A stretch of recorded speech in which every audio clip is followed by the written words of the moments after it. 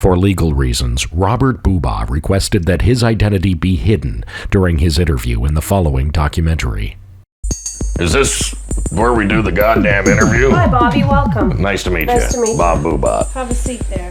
Robert Booba Productions. In the spring of 2000, production began on the Masturbation beer and rock and roll television show. The premise centered around the get-together of a small group of men during their annual cottage fishing weekend. In the years since, the show has grown to 10 episodes and several spin-offs, including a late-night special on the Outdoor Life Network. This program will look back on the past 10 years and talk to the people involved.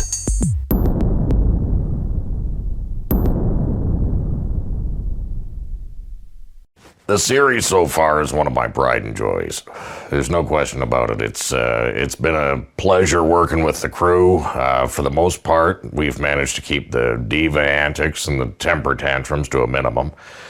Though occasionally John does get a little flamboyant at times. Just kidding you, John. It was beautiful. It was a great, great performance. John. No, John, please. Come back. Sorry. You know, you deal with that. You're putting out fires, but I enjoy it, and I think the series success bears out the success we've had behind the scenes. Oh, I think my career really at this point is devastated. You know, I'll never be taken as a serious actor again. Was it a good ride? Sure. You know, was the money and fame worth it? I don't know. But certainly, you know, I don't regret maybe doing it. I think maybe staying at it this long might have caused me any other opportunities. Well, I mean, obviously it's made a part of my career. It's made my entire career. It's all I really do. Do I wish I had the perks that come with fame? The booze, the broads, the complimentary smokes? Yes, I wish I had that. But I don't. I'm only the writer, director, performer, ideas man. I suppose my expectations are too high. No, I don't tend to put this stuff on my demo reel. I get jobs on the force of my great acting. So I had a number to call. I didn't know it was this house. Hello? Hi, is Ernie Coombs there, please? Yes, just a minute. And then Ernie Coombs. Pronounce it properly. And then she went, Ernie! Were you recording? Ernie! Were you recording? I was supposed to be out of here by noon, so if we could hurry this up, that'd be good. During the initial shoot, Trevor Bond was cast to play the musician and sex symbol of the pilot episode. It was one part in one show, and I got the axe. I was new. I didn't mind so much, really. It's a crazy time in my life.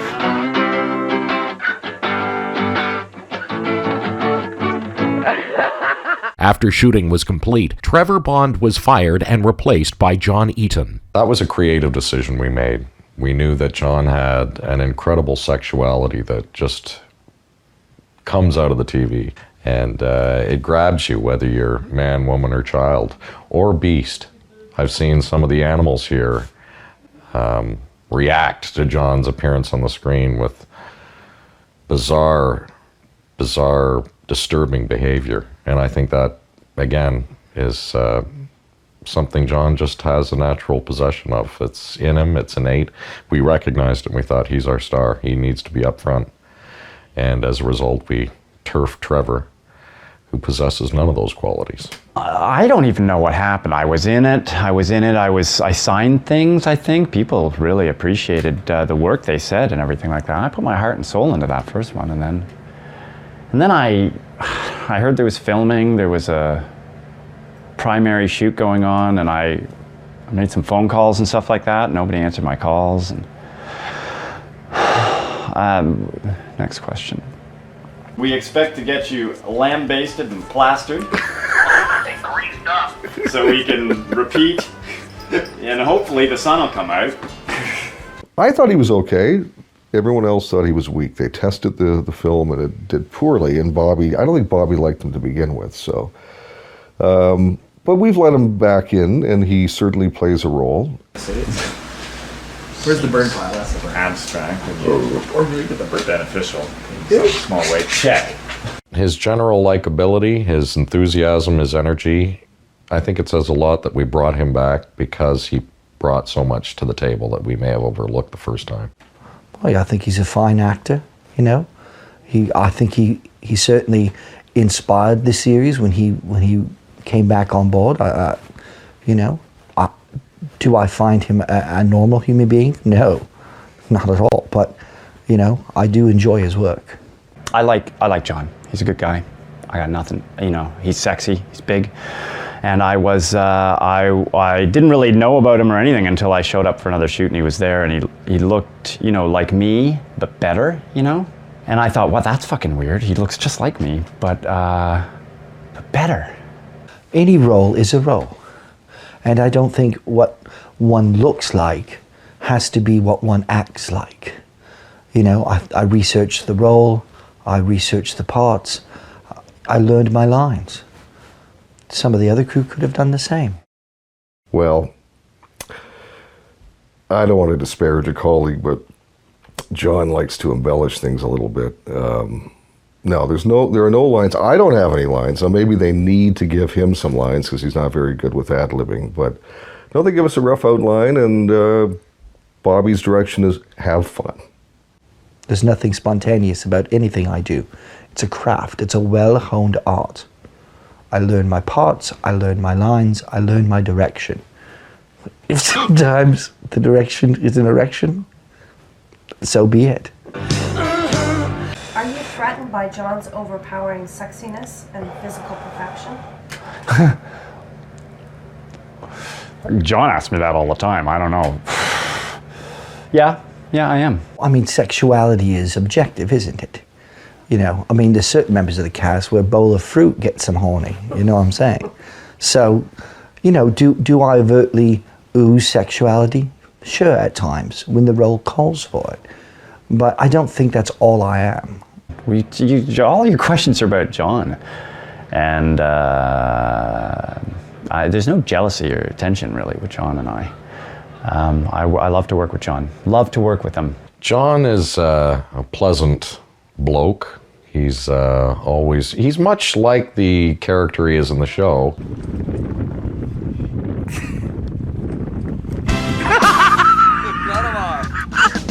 Why are you not participating in this craziness?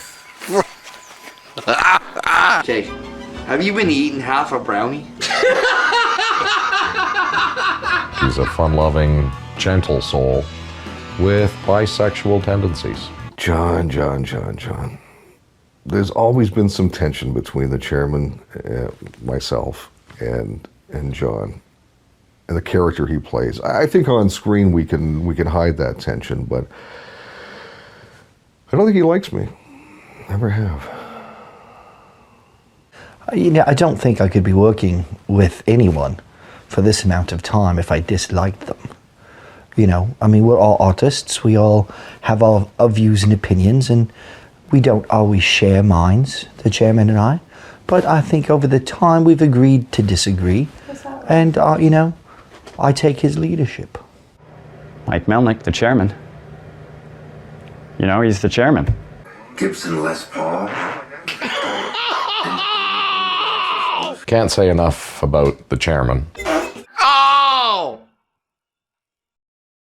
Mike certainly makes me laugh. I mean, he is the chairman, and you know, that's not a name he made up. Well, maybe a little bit, but you know, we wouldn't just keep saying if it didn't stick. So yeah, you know, and the fact that he says, "Call me chairman." I don't know if many people know about the chairman.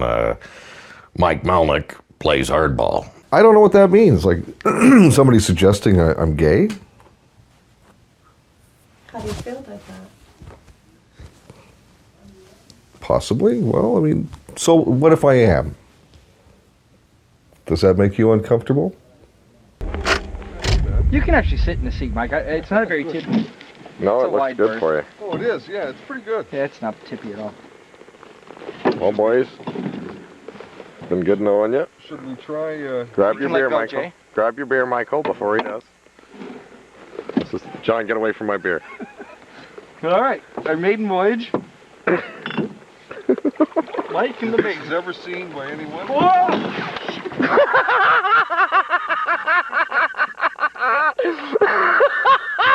Bobby never tells us shit. He says, get in the canoe, and we don't know what the script is. We just get out in the water and start flailing like idiots, and then you hear a cut and you come back in. It's lunch. The canoe scene, I'm sure you've seen it, you know, when the canoe tips, but I remembered it. Fan favorite. It is a fan favorite. I remembered it. First of all, I remember it. I just watched it again. I thought they tipped, right? And I could have swore the chairman hit his head on that concrete there and fucking went in there, and I thought that was the funniest thing. But I just watched it again, and there was none of that happened. This is like, excuse me. Chairman, what's it like doing your own stunts? The canoe scene looked really dangerous.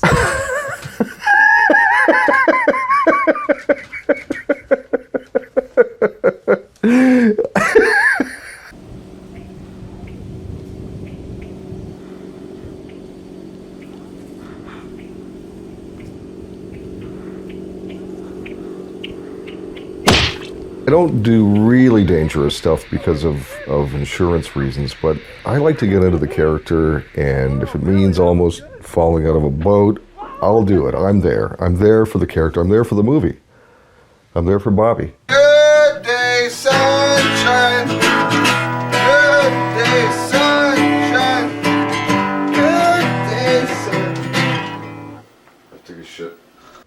Your character often mumbles and is frequently incoherent.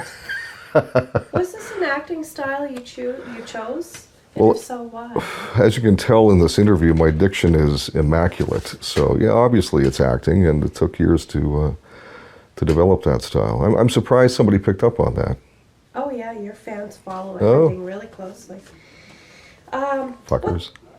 There's some obvious tension, as noted by your fans, between Melnick and Eaton. Right. Did that have any impact on your performance?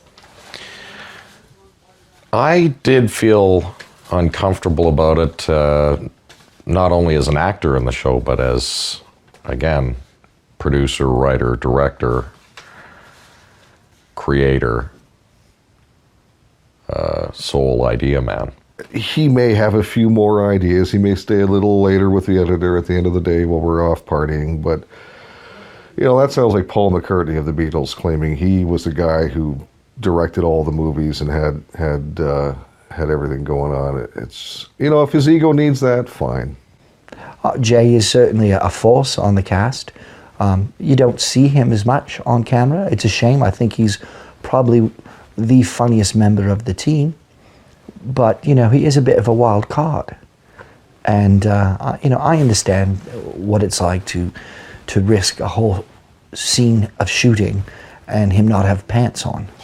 So, you know, I could see where Booba's direction was maybe to lean a little bit more camera time to a professional. But still, Jay to this day makes me laugh. Just say his name. Go ahead, say it. Jay. Jay is a bit of a weak link. He's better behind the scenes than on camera. We agreed that we wouldn't focus on his performance so much, and he was with me on that. I fold. Jay fold? No, you don't. You check. No, I fold. No, you check. Why? Because you don't have to pay. You've already paid. Oh, I check. Burn one, fly. What are my thoughts on Jay? Did you, like, go to journalism school or anything like that? Or did you... What are your thoughts on Jay? I have thoughts about Jay. Jay, What are your thoughts on Jay? my thoughts on Jay are that he's smart. He's a smart guy. And although he acts like a buffoon and he does really, you know, stupid things sometimes, just stupid things, or he does really annoying, really fucking annoying things sometimes, really, but beneath all that, what had I said? He's what? Over there, where the right hand is, I believe. He is so the chairman. See, he is so the chairman. Yes, John and Douglas. Who's listening to me?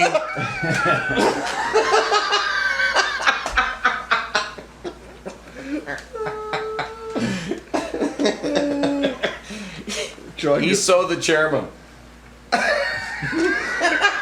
anybody?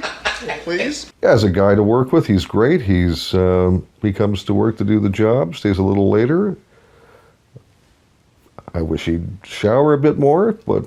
Working with Bobby to work behind the scenes with the video is a lot of preparation and stress that most people aren't aware of. I'm a businessman. I like to stay behind the scenes, get my hands dirty. I can't be putting up with all that pretty boy stuff. Explain my sporadic appearances. Well, you'd have to ask Bobby about that. I mean, I was there at one point. I got an apartment right near the production company so I could keep an eye on him because, fuck, they would whiz out of there.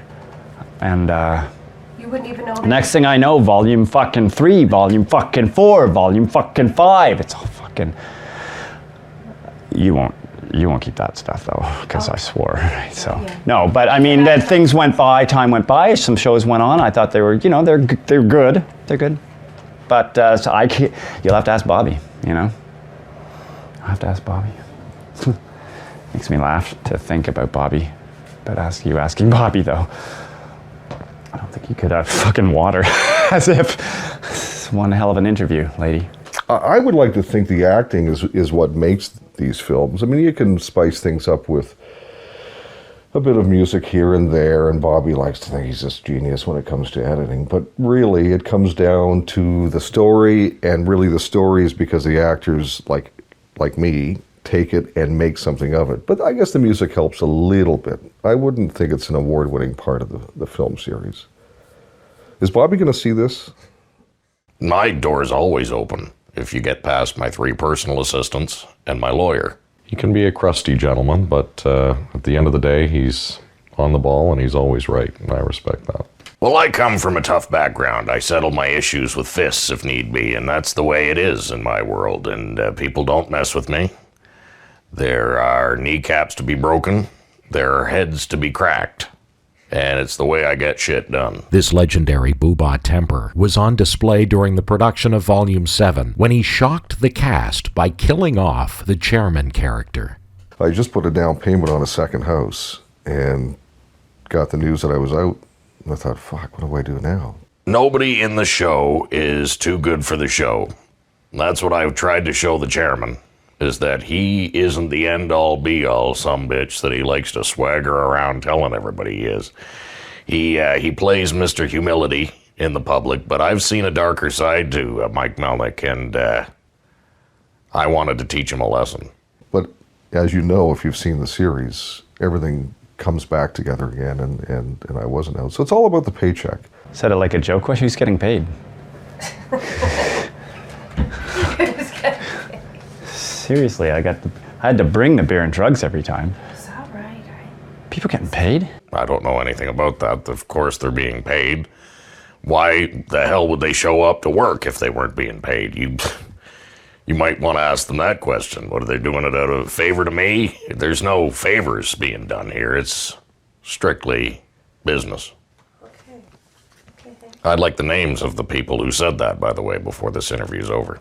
Well, I don't know what other deals have been made, but I appreciate that actor who has brought those things, because obviously I'm taking them, so it's helped me out tremendously. Well, if Trevor's idea of bringing the party favors, as if I could put it that way, is his idea of his worth to the show, a couple of toothless old hookers from Jarvis Street, some cheap weed grown out in a cow patch somewhere, and a couple of light beers is his idea of bringing the party favors, then he's got another thing coming. He is paid to scale, and his scale isn't very big. To each his own. I mean, you negotiate your best deal. If you're not smart enough to go for the gusto, then that's your fault, your problem. Another surprise Bob introduced in Volume 7 was the addition of a woman to the cast. It's great to be here at the Boys Weekend. Welcome to it. Thanks. I understand the concept is boys' weekend and masturbation, beer, and rock and roll, and I understand women don't necessarily fit into that, but I'm the token chick they bring in once in a while, and I'm happy to play that part. She's in there for tits and ass, really. You know, you can't have a show like this without tits and ass. Is that right? And she has a fucking ass. Holy. Well, I grew up with boys primarily in my house, so I'm quite comfortable with having a bunch of guys around. The disadvantages would be, you know, they pick on me a little bit, and they're grabbing a lot. They're grabbing a lot of the womanly parts. Hey, pussycat! There we go. Oh, yeah. Oh, Ange. The character or the actress? How does it change when she comes into the boys' weekend? Well, it's a lot more organized. We had an example last night where, this is off camera, we used bowls instead of just the bags of chips. That was a huge improvement. But then it's something to wash, isn't it? It is. It is. Yeah, she just makes more work for herself. Why did I wear a V-neck? Vern Baker. I haven't smelt the reek yet. It was violent. I'm scared. Violent and But it changes because we clean things up a little bit. We're not as, well, I shouldn't say, well, I'm not as foul. You know, I heard Trevor using the the C word a few times yesterday, and I just found that appalling. Catch a coma? Yep. Yeah. I would have to say she's spectacular. She's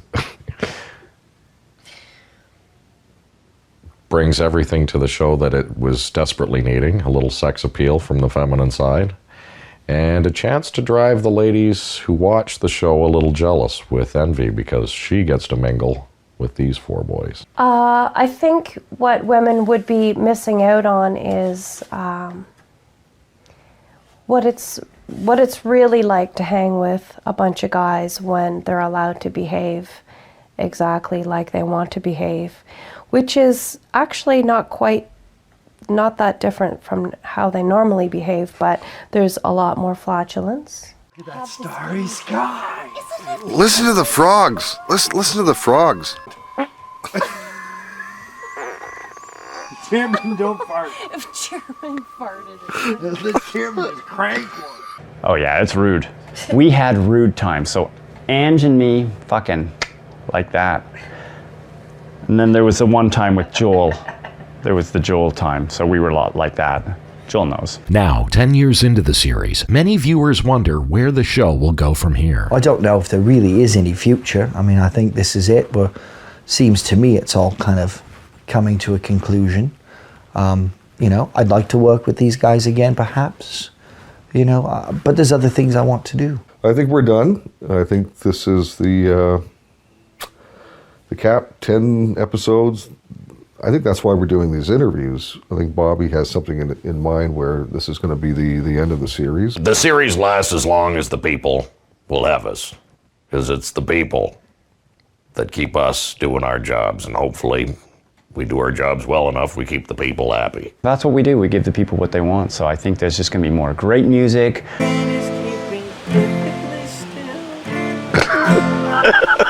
That is weird, eh? You never know with Bobby. I hope it's not done. I haven't paid for that second house yet, so I need the income. I need the work. So my heart is hoping that we'll come back, but I don't know what else we can do. If I wasn't the man behind the scenes, I would say the show has run its course. It's spent. It's done. But seeing as this is my livelihood, I can say that the fans can expect lots of twists, turns, and surprises. And the possibility that either John or Trevor will be naked in the next installment. Well, you know, I'll respond certainly. I mean, there's a lot of allegations in that question, and I don't appreciate it. It doesn't really deserve an answer. But, you know, to set the record straight, I'll tell you one thing. If there's nakedness around, you don't need to look at the chairman or Trevor or myself.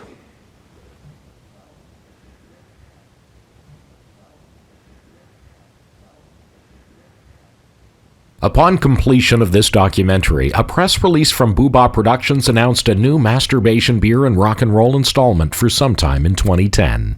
The box set will soon be available on Amazon and through Boobah Productions, boobahproductions.com, www.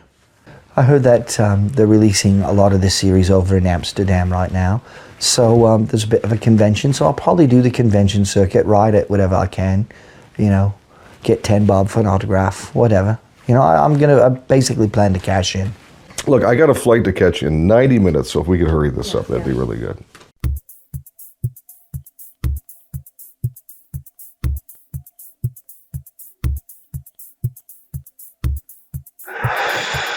And do you got a thing for me or something like that? Because you're looking at me awful funny.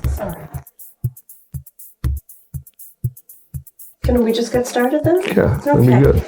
You look lovely today, by the way. Thank you, thank you. Your acne arse takes on a greater role than Lawford. How do you respond to Lawford's obvious jealousy of your moderately hairy butt crack? Have you been drinking? Can we smoke in here? I didn't ask that, but... No, there's no smoking. Oh. Fucking nanny state we live in. The good old days, you had a bottle of scotch and a pack of smokes for every guest that came in. That's the school I was brought up in. Yeah, you feel it. I do, I feel it. I'm feeling you, love. You know what I'm saying? I like you. I like you too. Yeah, thanks. I didn't know you'd be topless. I see. I can cover up. No, not at all. That was in your contract. You're making two good points. Thanks, Thank John. you very much. Thanks for coming. Very nice to meet you. All right, nice to meet you. You're very lovely eyes. Oh, thank you, John. Thank you. You're welcome. Do you do anything later? Okay, thanks, Chairman. Thank you. It's been a pleasure. Nice meeting you. Good luck with your flight. Put your top on, by the way. But just before you do,